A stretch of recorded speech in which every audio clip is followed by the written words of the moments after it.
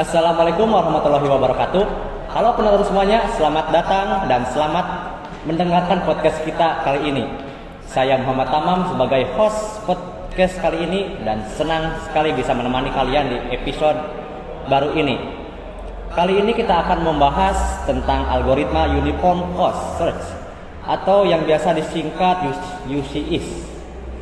Podcast kali ini saya ditemani oleh seorang narasumber yaitu Rizky.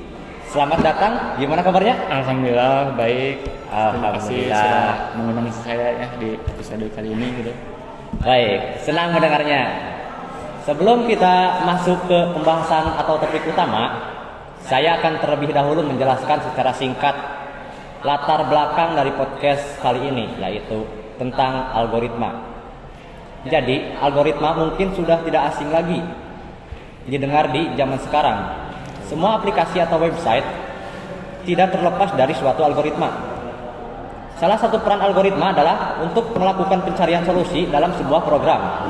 Nah, berhubungan dengan algoritma kali ini, kita akan membahas salah satu teknik algoritma, yaitu algoritma Uniform Cost Search atau UCIS. Baik, kita mulai dengan penjelasan dari UCIS. Tolong bisa dijelaskan apa itu UCIS? Boleh. Jadi algoritma pencarian dapat dibedakan menjadi dua jenis gitu ya.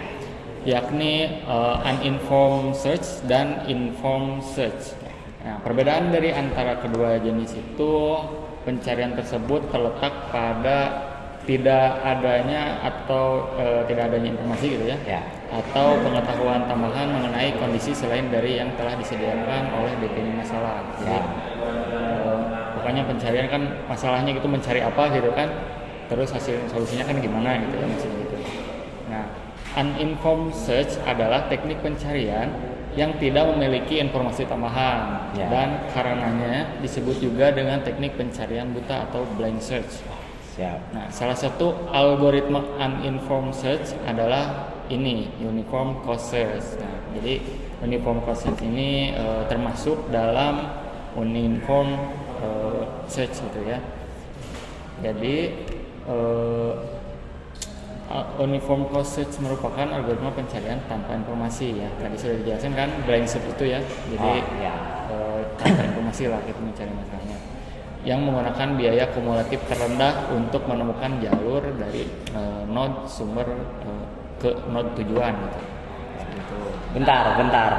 Kalau node itu apa ya? Node itu titik awal dan akhir dari jalur atau hubungan yang diproses oleh algoritma graph. Jadi kalau belum tahu graph itu kayak yang bulat-bulatan terus ada hubungannya gitu. Graph kan. Nah, seperti itu. Oke. Nah, kenapa algoritma UCS ya ini masuk ke jenis uninformed search tuh? Kenapa tuh? Jadi algoritma Uniform Cost Search masuk dalam algoritma pencarian ini atau blind search karena bekerja dengan cara brute force. Kan sudah tahu ya, brute force itu kayak mencoba solusi-solusi gitu secara berurutan semuanya gitu kan. Yaitu tidak mempertimbangkan keadaan node atau ruang pencarian. Nah, algoritma ini umumnya digunakan untuk menemukan jalur dengan biaya kumulatif terendah dalam graf berbobot di mana node diperluas sesuai dengan biaya traversalnya dari node root. Nah, artinya seperti itu kira-kira. Biasanya algoritma Uniform Cost Search diimplementasikan dengan menggunakan priority queue di mana prioritasnya adalah menurunkan biaya operasi. Priority queue itu antrian antrian yang diutamakan gitu kan. Seperti itu. Jadi begitu ya pengertian dari Uniform Search Cost ini. Nah, untuk contoh dalam kehidupan sehari-hari itu gimana kira-kiranya? Oke, karena UCS ini berhubungan dengan teknik pencarian ya. Kalau dalam kehidupan sehari-hari kayak navigasi peta mungkin itu kan sering kita pakai gitu untuk bepergian gitu ya di tempat yang memang belum kita ketahui gitu ya jalurnya. Jadi seperti Google Maps gitu kan.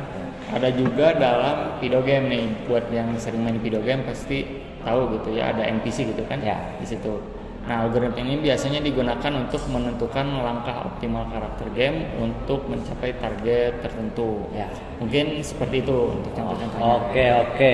Sekarang nih ya, Kalau untuk studi kasusnya gimana tuh? Boleh dijelaskan nggak? Boleh, tentu. Jadi salah satu contoh sederhananya adalah dalam pengembangan aplikasi-aplikasi seperti tadi ya. Misalnya ketika ketika sebuah aplikasi ingin menentukan rute perjalanan dari kota A ke kota B, UCS akan mengevaluasi semua rute yang tersedia. Dari UCS ini mencari gitu jarak tempuh atau waktu sebagai biayanya, lalu memilih rute dengan total biaya paling kecil. Jadi ya seperti itu sebenarnya. Pastinya algoritma ini tidak lepas dari tantangan ya. Tuh. Apa saja nih ya tantangan utama dalam merancang dan mengimplementasikan algoritma UCS tuh? Oke, tentu ada ya beberapa tantangan gitu di algoritma UCS. Yang pertama itu ada waktu komputasi yang tinggi. Algoritma UCS dapat menjadi sangat lambat gitu jika digunakan dalam graf yang besar atau memiliki biaya yang tidak seragam. Algoritma ini perlu menjelajahi semua simpul yang mungkin, termasuk simpul dengan biaya yang tinggi sebelum menemukan jalur yang minimum. Jadi dicoba dulu satu-satu gitu ya masalahnya gitu. Nah yang kedua, ruang penyimpanan yang besar. Nah, algoritma UCS memerlukan ruangan penyimpanan yang signifikan untuk menyimpan antrian prioritas yang membuat semua simpul yang mungkin. Ini bisa menjadi masalah dalam graf yang sangat besar atau jika sumber daya penyimpanannya terbatas. Nah, yang terakhir, ketiga, tidak efisien dalam graf dengan biaya negatif. Nah, maksudnya itu jika terdapat biaya negatif dalam graf, algoritma UCS tidak akan berfungsi dengan benar. Nah, hal ini dikarenakan algoritma UCS tidak memiliki mekanisme untuk mendeteksi atau menangani siklus negatif yang mungkin terjadi. Nah, itulah 3 mungkin tantangan gitu yang bisa saya sampaikan. Nah, ini nih ya. Untuk solusi dari tantangan itu gimana ya? Oke, solusinya nih bisa dengan mengoptimalkan struktur data yang digunakan gitu, seperti tadi memanfaatkan priority queue atau antrian yang diutamakan gitu untuk mempercepat pemrosesannya.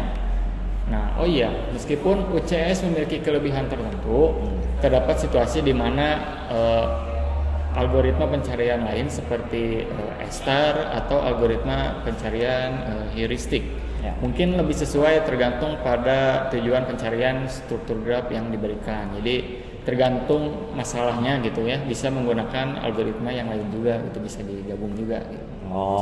Jadi seperti itu ya. Nah, kira-kira nih ya, ada tips atau saran nggak buat penonton nih ya yang ingin belajar mengenai algoritma ini? Ada tentu ada beberapa tips yang saya berikan gitu ya.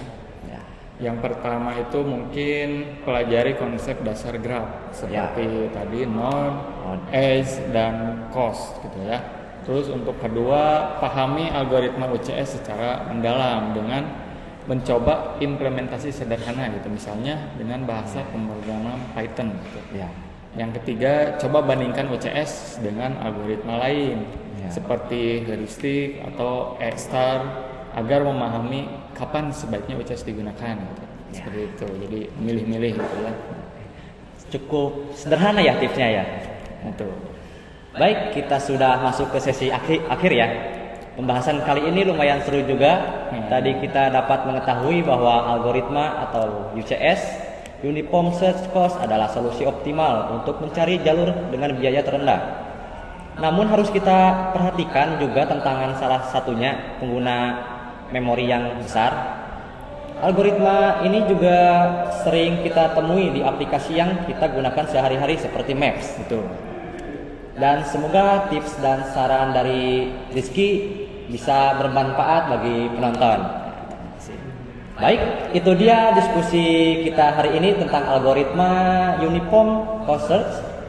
Terima kasih banyak untuk Rizky ya. Sama-sama. Atas waktunya dan penjelasannya. Jangan lupa untuk mendengarkan episode podcast kita selanjutnya. Sampai jumpa. Wassalamualaikum warahmatullahi wabarakatuh.